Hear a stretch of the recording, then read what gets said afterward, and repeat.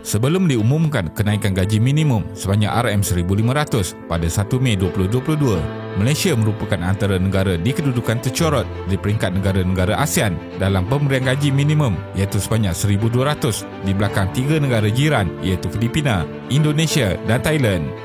Walaupun ramai yang menyambut baik dengan kenaikan tersebut, tidak dapat disangkal bahawa pendapatan RM1,500 sebulan di bandar seperti Lembah Kelang dengan kos sara hidup yang tinggi boleh dikatakan sudah tidak relevan dan masih jauh daripada mencukupi, terutamanya bagi yang berkeluarga.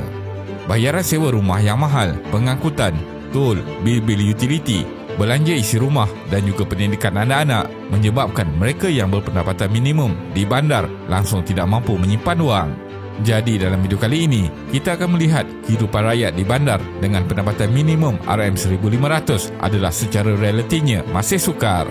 Teruskan menonton. Dalam sebuah laporan oleh Bank Negara pada tahun 2017 berkaitan pendapatan rakyat mendapati bahawa individu bujang yang menyewa bilik di bandar seperti Kuala Lumpur memerlukan sekurang-kurangnya RM2,700 sebulan untuk menampung keperluan hidup yang selesa. 27% daripada isi rumah di Kuala Lumpur menghadapi tekanan kewangan disebabkan gaji bulanan yang rendah, menyebabkan tiada peluang mereka menyertai aktiviti sosial dan juga tiada simpanan wang untuk memajukan diri serta keluarga. Pada 13 Jun 2023, KWSP dengan kerjasama SWRC Universiti Malaya melancarkan panduan belanja wangku untuk individu dan keluarga di Malaysia 2022-2023. Berdasarkan perbandingan mengikut 12 bandar utama, Lembah Kelang merekodkan kos hidup yang paling tinggi, diikuti oleh Georgetown, Pulau Pinang dan Johor Bahru. Ia mengambil kira beberapa item perbelanjaan isi rumah seperti makanan, perumahan, utiliti, pengangkutan, kesihatan, simpanan tabungan dan lain-lain. Kos hidup untuk golongan bujang di Lembah Kelang meningkat kepada RM1,930 berbanding RM1,870 dalam belanja wangku 2019 dan jumlah ini bagi individu yang menggunakan servis pengangkutan awam. Bagi individu yang memiliki kenderaan sendiri memerlukan gaji sekurang-kurangnya RM2,600. Pasangan suami isteri tanpa anak memerlukan sebanyak RM4,630 untuk hidup selesa, manakala suami isteri dengan 2 anak pula, pendapatan yang diperlukan untuk hidup di Lembah Kelang adalah sekitar RM6,890 sebulan. Pertubuhan Buruh Antarabangsa ILO yang menyediakan garis panduan gaji minimum pekerja di seluruh dunia melaporkan bahawa purata gaji minimum di seluruh dunia untuk negara membangun dan sedang pesat membangun adalah kira-kira 67% daripada gaji median. Menurut Jabatan Perangkaan Malaysia, sebelum pandemik COVID, pendapatan median di Malaysia adalah pada RM2,442 di mana gaji minimum ditetapkan pada RM1,200, kira-kira 49%. Selepas itu, pandemik COVID-19 telah menurunkan pendapatan median kepada RM2,206 dan gaji minimum RM1,500 mewakili kira-kira 68% yang selaras dengan purata global. Sebanyak 82% pekerja sektor formal di negara ini bergaji kurang RM5,000 dengan 35% menerima pendapatan di bawah RM2,000 sebulan mengikut perangkaan terkini Jabatan Perangkaan Malaysia.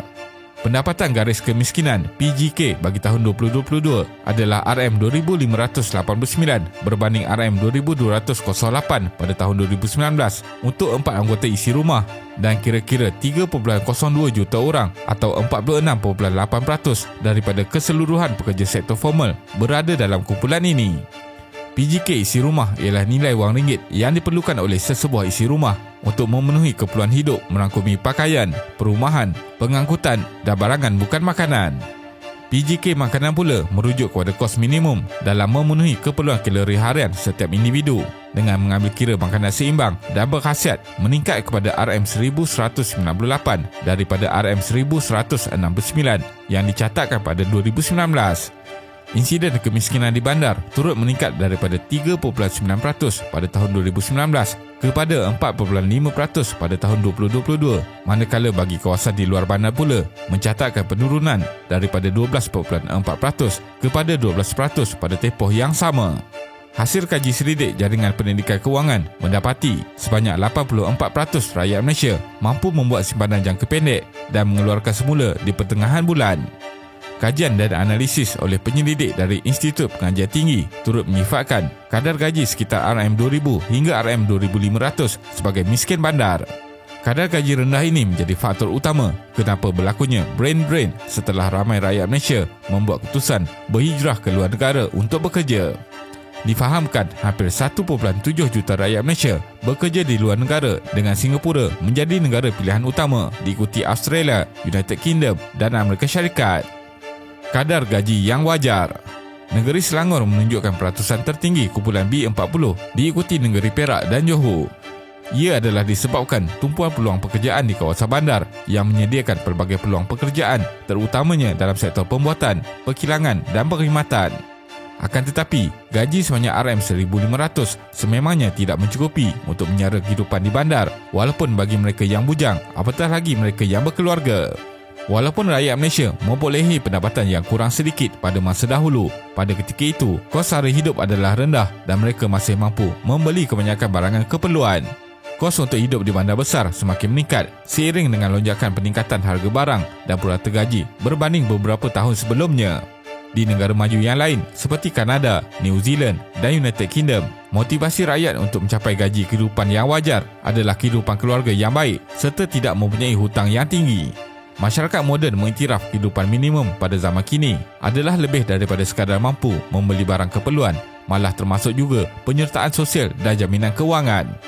Bagi mereka yang tinggal di Kuala Lumpur, mereka sepatutnya mampu melawat keluarga dan rakan pada musim perayaan, bercuti setiap tahun dan membeli hadiah hari jadi untuk ahli keluarga. Penganalisis ekonomi menyatakan pendapatan bulanan yang rendah berbanding kos sara hidup yang tinggi adalah punca utama rakyat tidak menabung sekaligus tiada simpanan kecemasan. Ini menyebabkan antara mereka membuat hutang sebagai jalan singkat. Ketiadaan pengurusan dan pengetahuan kewangan yang baik juga menyebabkan ada yang banyak membuat pinjaman menyebabkan komitmen bulanan semakin tinggi. Sememangnya agak sukar untuk menurunkan kos sara hidup kerana ia bukan sahaja ditentukan kadar inflasi tetapi dikaitkan dengan peningkatan taraf hidup di bandar seperti semakin banyak lebuh raya betul, kenaikan sewa rumah dan banyak lagi. Dalam situasi kritikal mencari peluang tambahan dalam meningkatkan pendapatan, perancangan kewangan adalah langkah yang bijak. Rakyat tidak boleh bergantung sepenuhnya kepada bantuan orang ramai atau kerajaan. Jadi, inisiatif untuk meningkatkan kestabilan ekonomi keluarga perlu dilakukan.